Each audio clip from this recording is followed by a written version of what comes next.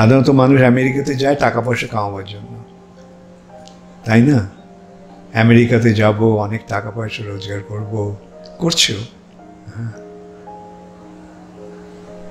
এবং শিল প্রভুপাদ সেই উদ্দেশ্য নিয়ে আমেরিকাতে যাননি, কিছু নেওয়ার জন্য যাননি, তিনি দেওয়ার জন্য গিয়েছিলেন। এবং তাই আমেরিকার যুবক যুবতীরা প্রভুপাদের ডাকে সাড়া দিয়েছিল। তারা বুঝতে পেরেছিল ইনি হচ্ছেন এমন একজন মানুষ যিনি আমাদের উপকার করতে এসেছেন, আমাদেরকে কিছু আমাদেরকে প্রতারণা করতে আসেননি। উনি আমাদের প্রকৃত মঙ্গল সাধন করার জন্য এসেছেন।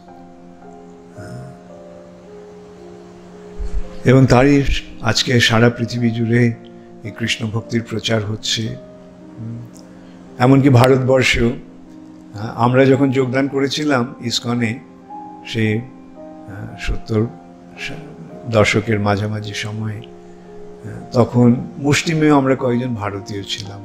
আর অধিকাংশ ভারতবাসী মনে করত, বিশেষ করে পশ্চিম বাংলায়, বিশেষ করে কলকাতায়, যে আমরা সব ইসকন মানে হচ্ছে আমেরিকার গুপ্তচর, CIA, আমেরিকার গুপ্তচর। আমাদের অনেক সময় এরকম মন্তব্য শুনেছি যখন আমরা যাচ্ছিলাম, লোকেরা বলতো এই আমেরিকার গুপ্তচর যাচ্ছে, CIA যাচ্ছে ইত্যাদি। কিন্তু আমরা তাতে কোনো রকম ভ্রুক্ষেপ করতাম না।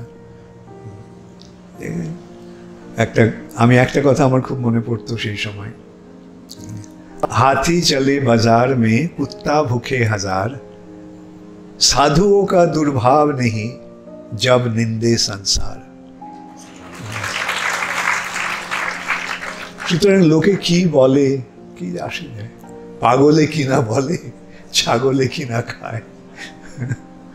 কিন্তু আজকে দেখতে পাচ্ছি যে এই 35-30 বছরের মধ্যে কত পরিবর্তন হয়ে গেছে। আজকে কেউ মনে করে না যে ইসকন আমেরিকার গুপ্তচর। ভারত সরকার ইসকনের স্বীকৃতি দিচ্ছে। ভারতের প্রধানমন্ত্রী আসছেন ইসকনের মন্দির উদ্বোধনে, ভারতের রাষ্ট্রপতি আসছেন ইসকনের মন্দির উদ্বোধনে, বিভিন্ন অনুষ্ঠানে প্রধানমন্ত্রী আসছে ভারতের। এই যে তার ফলে আমরা দেখতে পাচ্ছি যে লোকেরা চিনতে পেরেছে কোনো ধর্মীয় সংস্থা এরকম ব্যাপকভাবে স্বীকৃতি পায়নি আজকে ইসকন যেটা পেয়েছে সারা পৃথিবী জুড়ে।